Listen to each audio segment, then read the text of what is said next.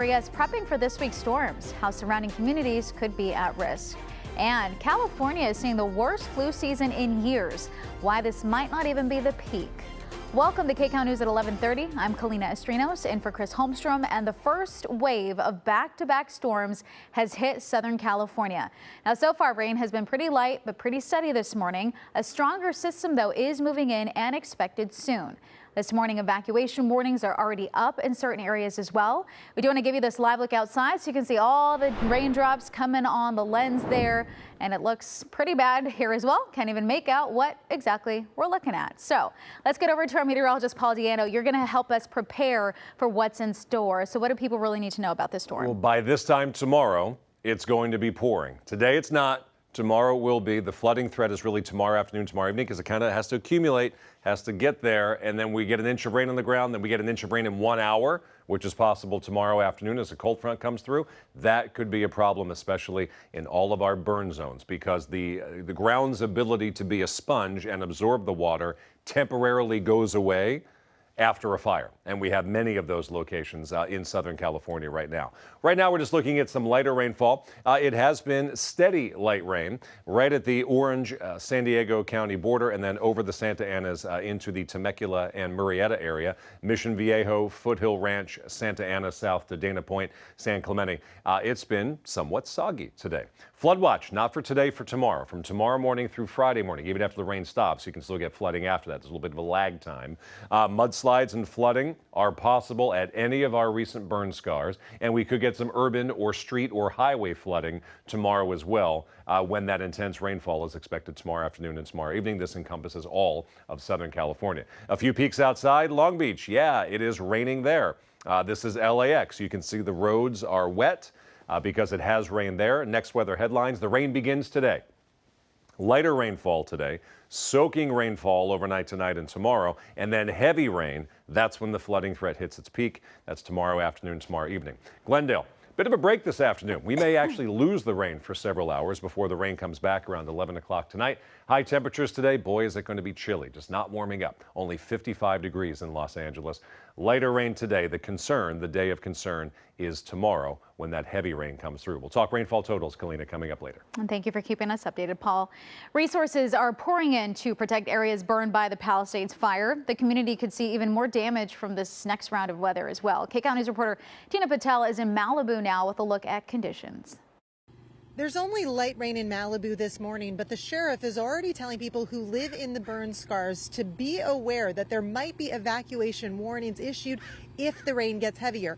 We just talked to a man who lives here along PCH. He says he has a go bag ready, and he says he will leave if he starts to see any of the hillside across his home start to move. Now, Will Horner told us he's been grateful to see Caltrans crews continuing to work this morning, putting sandbags around the homes that are still standing after the fire, especially those near steep hillsides that no longer have any vegetation on them. Caltrans and LA County Public Works crews have installed thousands of feet of K-rails along the highway and other streets to try to funnel any rain or mud that does start flowing. And they've got plans to have bulldozers and heavy equipment stationed in certain areas to respond quickly if there are any slides. We know the mud's going to come.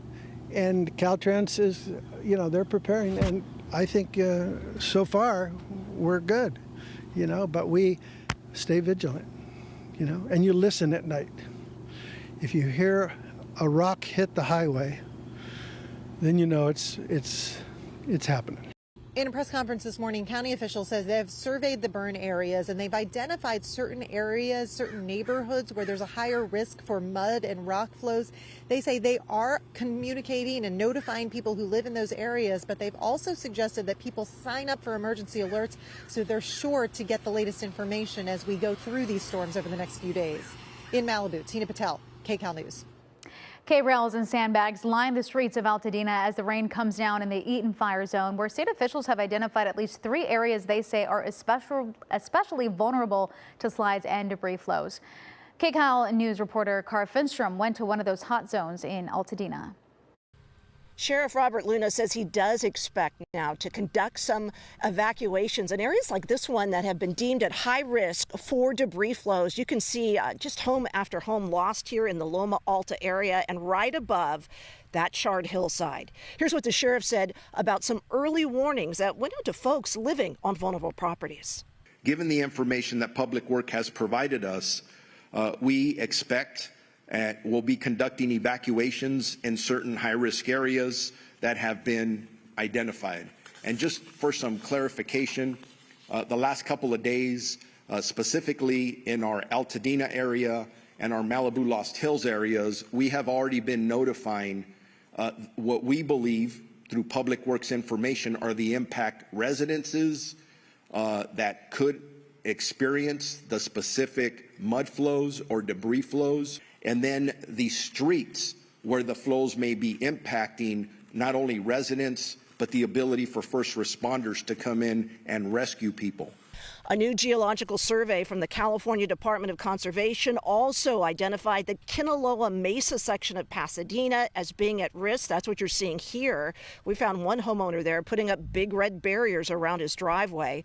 Today, the Department of Public Works said multiple systems have been put in place to try and capture debris flows from the hillsides and from homes. We have set up a system in coordination with Cal OES, as was mentioned, and our partners from the federal government to capture sediment within the streets of the Eaton fire area and the Palisades area.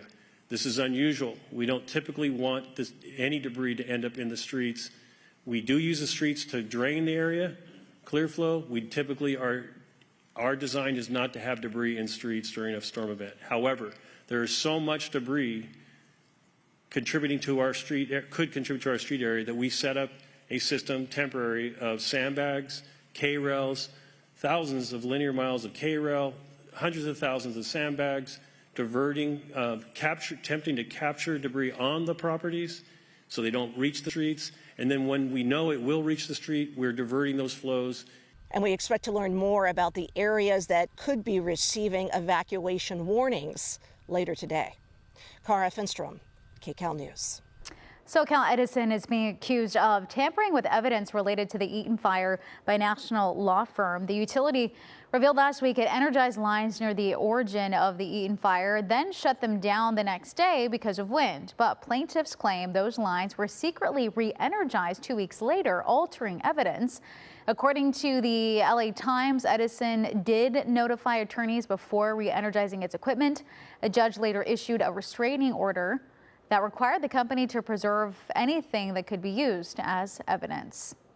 The man charged with crashing a drone into a super scooper during the Palisades fire is set to plead guilty this afternoon. Prosecutors say Peter Tripp Achman was flying his drone January 9th when it collided with the water-dropping plane, punching a hole in the wing and forcing it to be grounded for 5 days. As part of the plea deal, he'll pay the $65,000 cost for repairs of the plane, 150 hours of community service, and could receive prison time. San Bernardino County firefighters have a new member of their squad. The department is launching a new pilot program to try out this drone here. It can fly to any location at up to 50 miles an hour, which means it may be able to get a glimpse of any fire being called in much quicker than firefighters can on the ground. A fire engineer who manages the program says this is why their goal for these drones is to explore what they call fire unknowns. A citizen sees something, but they don't know what it is burning. So they say, I see smoke, I see fire, but I don't particularly know what it is. A lot of the times in the city of San Bernardino, a fire type unknown is a warming fire for the homeless, a cooking fire, or sometimes just trash that's burning. This drone can also give firefighters a look at where a fire is and how it's spreading before they even get to the scene. The program is only in San Bernardino for now, but if it's adopted, it would hopefully spread to different communities within the county. Yeah, breaking news right now. Riverside County Sheriff Chad Bianco is planning a run for governor. A person close to Bianco's campaign says the sheriff will make an official announcement next week. Bianco is a Republican and a supporter of President Trump. He's also a fierce critic of Governor Gavin Newsom. A campaign source says Bianco was inspired to run by the passage of Prop 36 and thinks people are fed up with the status quo. And the Senate has confirmed Tulsi Gabbard as Director of National Intelligence. The former Democratic lawmaker from Hawaii, who switched parties 3 years ago, faced tough questions from both sides of the aisle during a tense confirmation hearing last month. Gabbard was confirmed with a 52-48 vote in the Senate. Senator Mitch McConnell was the only Republican who voted no. And President Trump says he and Russian President Putin have agreed to start negotiations to bring an end to the war in Ukraine. The president posted on social media saying both men would work together very closely. The Kremlin said the two spoke for nearly an hour and a half on the phone and that the two men had agreed to meet. That cooperation news comes as U.S. officials say a Russian cybercrime boss will be released as part of a prisoner exchange that also released American schoolteacher Mark Fogel. Fogel returned to the U.S. last night after being detained in Russia since 2021. The Russian prisoner is Alexander Vinnik. He was extradited to the U.S. last May and pled guilty to money laundering charges. The Kremlin said this deal would help build trust between the U.S. and Russia. Now to this, chances are you might know someone who's sick right now. Flu cases are surging across Southern California and the nation. And KCAL's Rick Montanez has a closer look at why those numbers are so high. Well, I talked with a woman today who says both of her parents have been sick with the flu for weeks, longer than she expected them to be. Both of them had their flu shots. Doctors say it's not too late to get yours if you have not yet. The flu shot may not prevent illness, just like with the COVID vaccine, but it could minimize your symptoms. And check out the numbers here. We're looking at positivity rates among flu tests throughout the state of California. The Department of Public Health says that flu cases are coming back with a 27.8% positivity rate. COVID tests are returning with a 2.4% positivity rate. RSV is slightly higher at 5%. And nationwide, the CDC says there have been more than 24 million cases of flu illness. Doctors say there are two main strains that are circulating right now. But the good news is those virus strains are covered for the most part with this year's flu shot. About 40% of adults have taken the flu shot this year. That's the same as last year, but it is 10% fewer than the season before the pandemic. Now, I talked with Latoya Lee, the woman whose parents were sick. She says she did not think that they would be sick this long. Well, my mom was pretty sick. I had to keep taking her medicine over there, but medicine and soup and different stuff like that. But then she started feeling better, well, after the 3 weeks. And my dad, he was taking his medicine. He stayed home from work, and he eventually got better as well. So how do we keep from getting sick? Well, doctors are reminding us not to touch our mouth, our nose, our eyes, and also to wash your hands. They say to wipe down frequently touched surfaces. And that big reminder, the main one, is that the flu shot is still available and that it's not too late to get it. Reporting in Long Beach, Rick Montanez, KCAL News. A group of accused thieves end up behind bars after a not so bright idea. We'll show you the merchandise and what they had their eye on. Also, danger lurking in plain sight. Ports across the country, including right here in Southern California, could be at risk of a devastating hack. And now Congress is getting involved.